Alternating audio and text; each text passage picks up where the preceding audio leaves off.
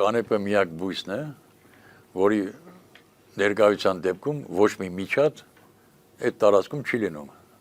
պարազիտներ բաներ չեն լինում, այդ հոտից փախնում են։ Ես առաջարկում եմ, որպեսզի մեր կառավարությունը ուշադրություն դարձնի այն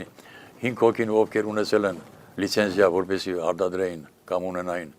այդ կանեպի արտադրության բանը, մենք ընտրենք մեր հայկական տարբերակը, հայկական բանը, պատրաստենք կենսաբանական ակտիվ նյութ, իմիջիալոց ես դրա լիցենզիան ունեմ, որ որպես կենսաբանական ակտիվ նյութ, եւ մեր հիվանդները շատ հաճույքով էլ օգտագործում են։ Դա ոչ կախված ինչի համար է դա։ Դա ունի հակաուրուսկային հատկություն, հիմնականում հակաուրուսկային, հակաքաղցկեղային հատկություն,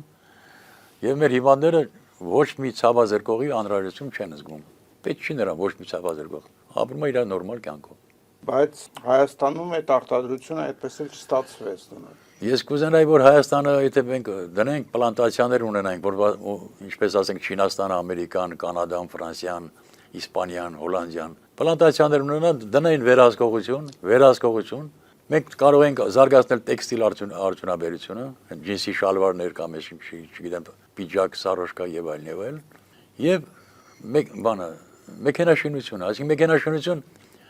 տեսեք չինացիները սմալան խառնում են այդ բամբակի ստացած այդ նյութի հետ, ստանում են մեքենայի կուզով, դուր, լուսամուտ, ես գիտեմ ինչ, եւ շատ թեթև ու շատ երկարատև կյանք ունեցող, այսինքն